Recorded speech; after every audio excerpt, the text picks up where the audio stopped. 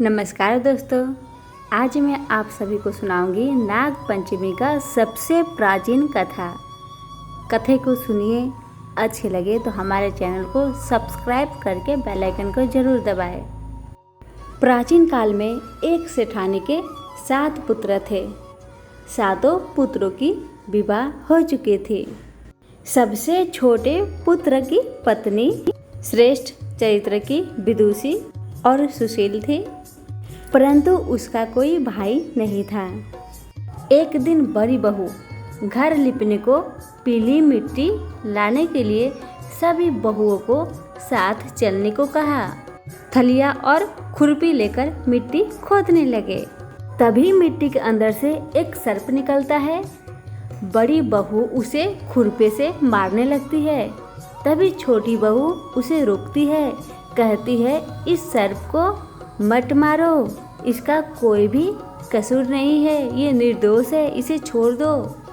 छोटी बहू की बात सुनकर बड़ी बहू ने सर्प को मारना छोड़ दिया। तभी सर्प दूसरे किनारे पर जाकर बैठ गया। तभी छोटी बहू कहती है सर्प से, तुम यहीं पर बैठे रहना, हम अभी लौट कर आएंगे, तुम कहीं जाना मत। यह कहकर सबके साथ छोटी बहू मिट्टी लेकर घर चली गई। घर में जाकर काम काज में सर्प से किया हुआ वादा छोटी बहू भूल गई। उसे दूसरा दिन याद आता है जब हमने सर्प से मिलने का वादा किया था। छोटी बहू सभी के साथ उसी वक्त उस स्थान पर चली गई जहाँ पर उसने सर्प को बैठने के लिए कहा था। वहाँ पर देखती है कि सर्प वहीं पे बैठा रहता है। छोटी बहू सर्प भैया को नमस्कार करती है। सर्प ने कहा, तू भैया कह चुकी है इसीलिए मैं तुझे छोड़ देता हूँ, नहीं तो जो झूठ कहता है मैं उसे डस लेता हूँ। छोटी बहू कहती है, मुझसे गलती हो गई भैया, मुझे माफ़ कर दीजिए। सर्प कहते हैं, आज से तू मेरी बहन हुई और मैं तेरा भाई, तुझे जो मांगना है मांग ले।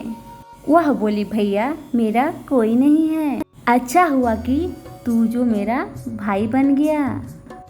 कुछ दिन बीतने के बाद वह सर्प मनुष्य के रूप में उसके घर आया और बोला, मेरी बहन को भेजो। सबने कहा इसका कोई भी भाई नहीं है। तो वह सर्प बोलता है, मैं बहुत दूर का रिश्ते का भाई हूँ, बचपन में ही मैं बाहर चला गया था। उसके बहुत विश्वास दिलाने पर सभी ने छोटी बहू को उसके साथ भेज दिया। उसने मार्ग में बताया कि मैं वही सर्प हूँ, तू डरना मत, और जहाँ तुझे चलने में कठिनाई होगी तो तू मेरा पूंछ पकड़ लेना। उसके कहे अनुसार ही छोटी बहू ने किया। वह उसके घर पहुँच गई। वहाँ का धन दौलत ऐश्वर्य देखकर वह चकित हो गई।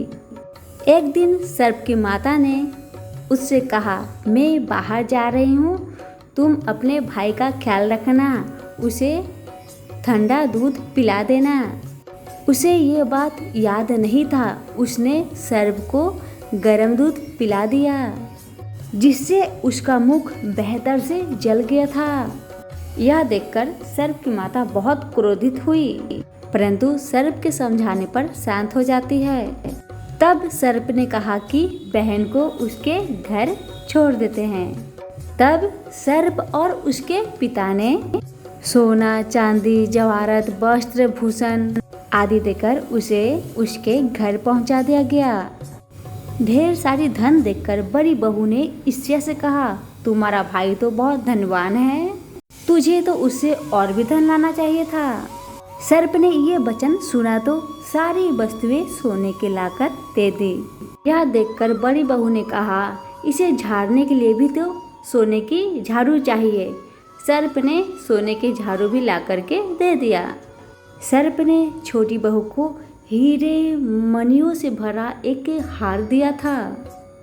उस हार की प्रशंसा उस देश की रानी ने भी सुनी थी। वह राजा से बोलती है, सेठ की छोटी बहू का हार यहाँ आना चाहिए। राजा ने मंत्री को हुक्म दिया कि वह हार लेकर जल्द हमारे सामने उपस्थित हो। मंत्री ने सेठ जी से जाकर कहा, महारानी जी छोटी बहू का हार पहनेगी, वह हार उसे लेकर मुझे दो। सेठानी जी ने डर के कारण छोटी बहू से हार मांगकर दे दिया। छोटी बहू को यह बात बुरी लगती है। उसने अपने सर्प भाई को याद किया और उससे प्रार्थना की, हे सर्प भाई, वो रानी जब भी मेरी हार पहने तो उसके गले में सर्प बन जाए और जब मुझे लौटा दे तब हीरो और मणियों का हार बन जाए। सर्प ने ठीक वैसा ही किया। जैसे ही रानी हीरो और मणियों का हार पहनी अपने गले में, वैसे ही हार सर्प बन गया। रानी जोर से चिल्लाने लगी और रो पड़ी। यह देखकर राजा ने सेठ के पास खबर भेजी, छोटी बहू को तुरंत भेजो। सेठानी डर गई, न जाने राजा क्या करेगा। वह स्वयं छोटी बहू के साथ लेकर उपस्थित हुई। राजा ने छोटी बहू से पूछा, तूने क्या जादू किया है? मैं तुझे दंड दूंगा। छोटी बहू बोली, राजन दृष्टा माफ कीजिए, यह हार ही ऐसा है कि मेरे गले में हीरो और मणियों का हार रहता है और दूसरों के गले में सर्प बन जाता है। यह सुनकर राजा ने कहा, तुम अभी सर्प बना हार को पहनकर दिखाओ। छोटी बहू ने जैसे ही पहना वैसे ही हीरो और मणियों का हार बन गया। यह देखकर राजा को विश्वास हो गया।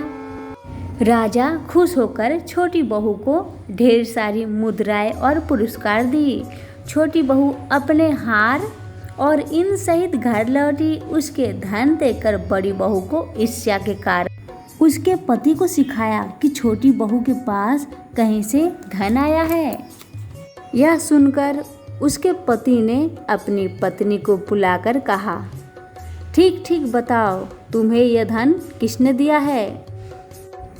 तब छोटी बहू सर्प को याद करती है। उसी समय सर्प प्रकट होते हैं। सर्प कहते हैं, यदि मेरी धर्म बहन के आचरण पर संदेह प्रकट करेगा तो मैं उसे खा लूँगा। यह सुनकर छोटी बहू का पति बहुत प्रसन्न हुआ और उसने सर्प देवता को बड़ा सत्कार किया। उसी दिन से नाग पंचमी त्यौहार मनाया जाता है और स्त्रियां सर्प को भाई मानकर उसकी पूजा करती है। हमारी कथा सुनने के लिए आप सभी का बहुत बहुत धन्यवाद।